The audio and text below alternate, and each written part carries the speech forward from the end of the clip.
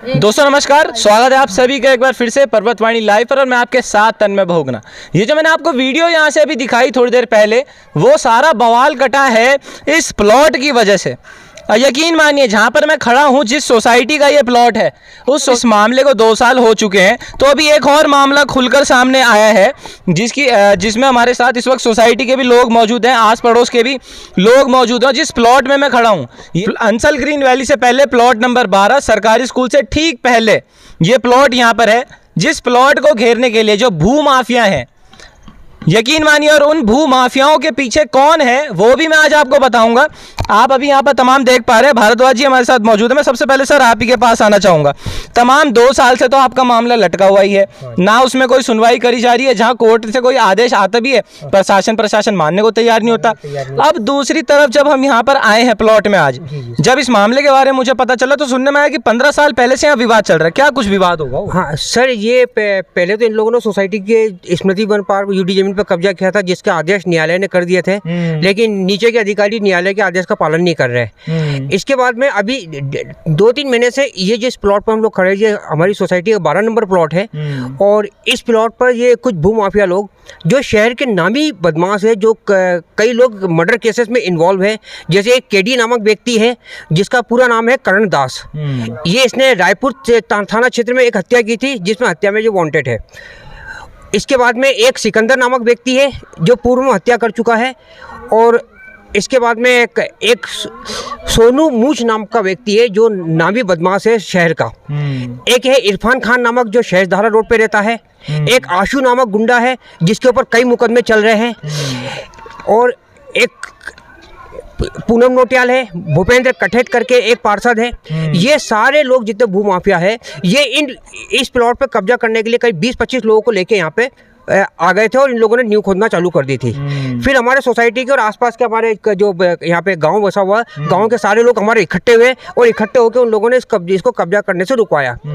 अभी जो केडी करके जो बदमाश आया था, उसके हाथ में मैंने चाकू देखा था। जैसे मैंने अपना मोबाइल ओपन करा तो उसने चाकू जेब में छुपा लिया।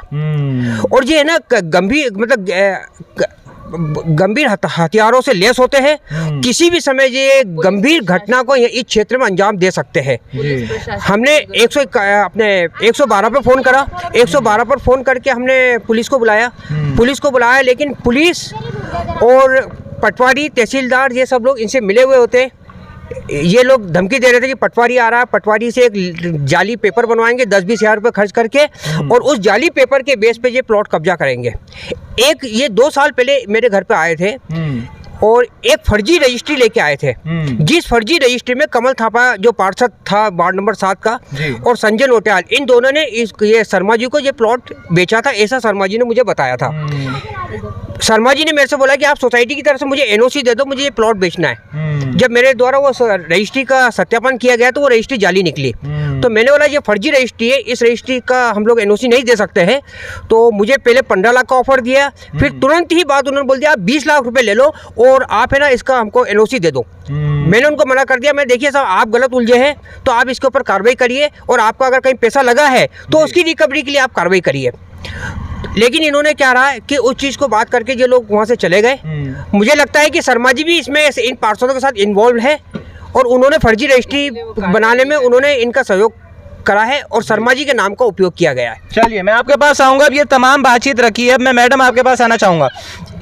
एक महिला होने के नाते कैसे देख रहे हैं आप कि आपका 2 साल पहले का जो मामला, वो तो खैर लटका हुआ है ही, लेकिन अब इस जमीन में भी कब्जा होने को आया है? सर, आप यही देख लीजिए कि बीजेपी के राज में महिलाएं कितनी सुरक्षित हैं। आप देखिए, गुंडे मवाली, अगर कोई जमीन खरीदता है तो उसके पास रजिस्ट्री होती है, वो एक फैमिली के साथ आता है। आप देखेंगे वीडियोस में, मैं आपको दिखाऊंगी कि कितने सिर्फ लड़के टाइप के, गुंडे टाइप के लोग आए हुए हैं, जो सिर्फ लगातार ये धमकी दे रहे हैं कि इसके पेपर हमारे पास है। लेकिन जब मांगते हैं दिखाने के लिए तो कुछ नहीं होता है। बोलते हैं पटवारी आ रहा है, और है ना पटवारी पेपर अभी देगा। आप बताइए, किसी की रजिस्ट्री होती है तो पहले पटवारी आता है, और आदमी पहले पटवारी वाला जो चक्कर यहाँ पे चलाया जा रहा है, ये कि पटवारी आएगा, पेपर दिखाएगा, ये कितने टाइम से चल रहा होगा? सर, ये काफी टाइम से चल रहा है। ये सारी महिलाएं तो 15-20 साल से इसके लिए संघर्ष कर रही हैं। हर एक महीने में कोई नई पार्टी आके खड़ी हो जाती है और बोलती है कि ये प्लॉट हमारा है। ऐसा क्या सोना गड़ा हुआ होगा इस प्लॉट में, जो सारे के सारे इसके पीछे पड़े? आप देखिए ना, 2-3 लाख रुपए इन्वेस्ट कर करके आप है ना 2-3 करोड़ की जमीन हड़प लेंगे। ये हमारे सामने इधर बना हुआ है, इस पर भी विवाद चल चल रहा है। इस एक प्लॉट को 3 रजिस्ट्री, प्लॉट 3 रजिस्ट्री कर रखी है सर। इसकी भी। हाँ चलिए अब मैं आपके पास आना चाहूंगा, क्या उम्र होगी अभी आपकी?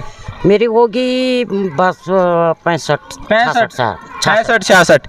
अब 65-66 में आपने लगभग कब से देख रहे हो कि यहाँ पे ये विवाद चल ही रहा?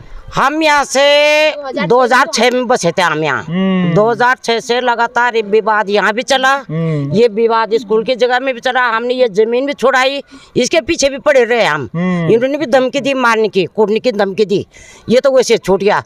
अब ये इसके पीछे पड़े हैं। तो अब ऐसा नहीं लग रहा आपको कि सरकार में क्या सरकार काम कर रही है? सरकार की जगह आप ही बैठ के काम करते, जब इतने टाइम से आप लोगों ने यहाँ कब्जा छुटाया हुआ है। कोई आया भी सुनने के लिए यहाँ पे अभी तक? कोई नहीं आया अभी तक सुनने के लिए, कोई नहीं। मैं उत्तराखंड आंदोलन कर रही है, इनको पता नहीं है भू कानून लागू होने वाला है। बिल्कुल, और करेगा कौन पर उसे? यहाँ तो कब्जे करा रहे हैं। कब्जा करा रहता है तो हम यहाँ पे खड़े हैं कि कब्जा ना हो। अभी नीचे देखो तुम, वहाँ भी लोग बसाए गए, अभी हाल में बसाए गए वो लोग।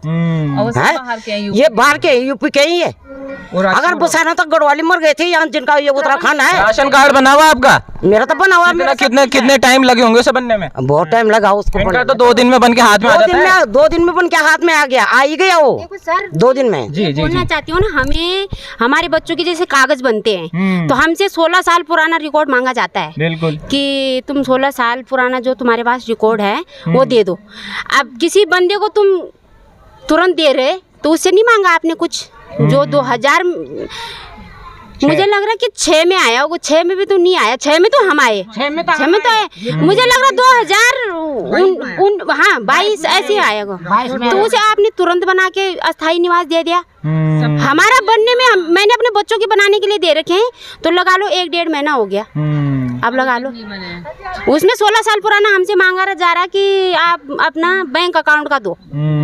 अब लगा लो बैंक अकाउंट, तो हम लोग तब इतने वो तो है नहीं अमीर, रहते अमीर तो हम इसके लिए नहीं लड़ते। हमारे बच्चों की भलाई है ये। बिल्कुल, अपने बच्चों के खेलने के लिए हम ये सोच रहे हैं कि हमारे बच्चों का बनाना चाहते हैं बच्चों का, लेकिन आगे आ जाए। पार्क बनाना चाहते हैं, लेकिन है ना, हम जैसे ही कोई काम करते हैं वो लोग आके बोलते हैं ये हमारी जमीन है, जबकि ना उनके पास कोई पेपर है। जबकि हम अंसल के हैं, हमारे पास इसके पेपर, मतलब अंसल का एक पूरा लेआउट प्लान है जिसके अंदर है ना ये जमीन आ रही है और ये ग्रीन एरिया है। तो आप बताइए, ग्रीन एरिया है तो तुमको कंस्ट्रक्शन के लिए कैसे परमिशन मिल गई, कहाँ से मिली? वो कुछ पेपर देते ही नहीं है और पुलिस वाले उनके सपोर्ट में रहते हैं। हमने अभी फिलहाल हमने इसमें 5-6 पार्टियां तो हमने अपने देखते भगा दी।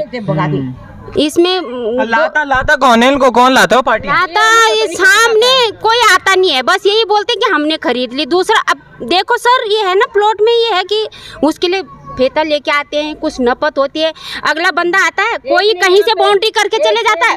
अगर नियम है तो पहले तो ये हटना चाहिए ना कि भाई तुमने हमारी जमीन में ये कैसे लगा दिया। नियम ये होता है ना। दूसरा, तुम बना रहे तो देखो तुम्हारी सीधाई जा रही, तो तुम इसके ऊपर बजरी के ऊपर बाउंड्री करके जा रहे। अगर तुम्हारा है तो तुम नियम होना चाहिए ना उसका।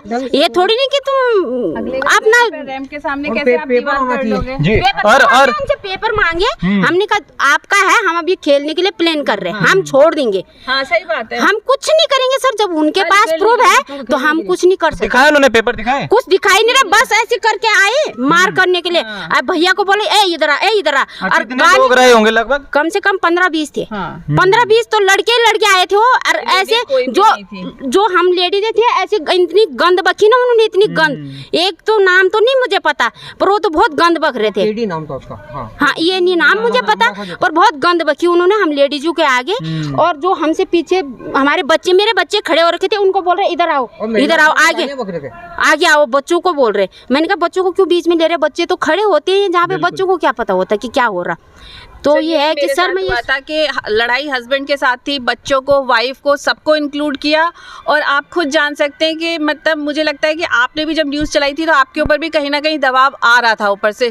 तो सर ये पूरा दबाव है ना प्रशासन का इस वक्त चल रहा है, हर जगह यही गंदगी हो रही है। जी चलिए, और यकीन मानिए दोस्तों, जब उत्तराखंड अलग राज्य बनाने की मांग की गई थी तो उसमें सबसे पहली प्राथमिकता यही दी गई थी कि अगर यहाँ पर जल जंगल और जो जमीन है वो उसमें मूलभूत अधिकार हमारे अपने जनता का यहाँ पर हो। जो हमारी जनता जिसने आंदोलन किए हैं, आज वो जनता आंदोलनकारी, नाम की आंदोलनकारी है, लेकिन उनको दर दर की ठोकरें खानी पड़ रही है। यकीन मानिए, इसी दिन देखने के लिए उत्तराखंड हमारे शहीदों ने आज़ाद किया था कि कोई बाहर का आकर हमारे अपनों को यहाँ पर मुंह पर गाली देकर चला जाए। और उसके बाद हमारे आंदोलनकारी अपनी व्यथा जो है वो यहाँ पर बता रहे हैं। मैडम, मैं दोबारा आप ही के पास आना चाहूंगा, क्या लगता है आपको इसीलिए उत्तराखंड अलग राज्य बना था? इससे अच्छा तो यूपी में ही बढ़िया था। यूपी वाले हमसे ज्यादा खुश होंगे अभी। हम यही बोल रहे हैं आज, हम तो रो रहे हैं, हम तो खून के आंसू रो रहे हैं, है ना। कदम कदम पर हम ठोकर खा रहे, अभी जर जमीन कुछ नहीं बचा हमारे पास, सब बाहर के लोग बस गए। अब हमने मूल निवास के लिए भूखा के लिए अभी भी लड़ाई जारी है, बिल्कुल अभी भी लड़ाई जारी है। अभी तो हम वार्ता कर रहे हिंसा होगा तो कहीं कुछ भी हो सकता है। चलिए मैडम, मैं लास्ट में आपके पास आना चाहूंगा। तो उस दिन की जो ये घटना है, लगभग आपने क्या यहाँ पर देखा, क्या कुछ हुआ उस दिन? तो जो था ही, उससे पहले मैं यहाँ कम से कम सबसे पहले पुरानी मैं हूँ यहाँ पे।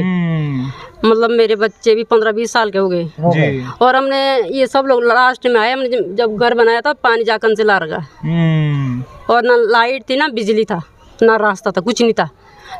उसके बाद हम लड़ते रहे, और ये प्लॉट कम से कम मेरे सामने 20 पार्टी आ गए यहाँ पे। मैं यहाँ दुकान में रहती हूँ, और जब मैं जैसे मैं नीचे, मेरे सामने कुछ नहीं करते, जैसे मैं नीचे जाती हूँ उसके बाद यहाँ से बाउंड्री लगा दी। फिर हम जैसे हम इधर के गांव वाले ना, फिर दूसरे को बोलो कोई नहीं है, फिर वो वाले पत्थर हमने नीचे फेंक दिए, सीधे खाले में फेंक दिए। सीधी सी जो बात है, हम इतने सालों से यहाँ रह रहे हैं, यहाँ भू माफिया वालों को आने नहीं देंगे। सीधी सी जो बात है, जिसका प्लॉट है उसको मिल जाए, हमें राजनीति से कोई लेना देना नहीं है। जैसा ही मिलेंगे तो हम छोड़ने के लिए तैयार हैं, नहीं तो हम इसके लिए संघर्ष करेंगे सर। इस पे किसी को कुछ बनाने नहीं देंगे, चाहे इसके लिए कुछ भी हो। हम अपने बच्चों का पार्क बना रहे हैं अभी फ्लैट करके, बस हम वो ही बनाना चाहते हैं। अगर जिसकी जमीन है वो पेपर लाए, हम छोड़ देंगे इसको। चलिए, तो ये जी उसको ही मिलना चाहिए। हमने उसकी रक्षा कर रखी कितने सालों से, कम 15-20 साल से उसकी देखभाल कर रखी है, पर बाहर वालों को इसमें किसी को कब्जा नहीं करने देंगे। जैसे गुंडे लोग आते हैं और चले जाते हैं डरा धमका के। चलिए, धन्यवाद बहुत बहुत। 24 साल का तो हमारा उत्तराखंड भी हो गया है कहने को, लेकिन 24 साल में मिला क्या है? क्या मिला है?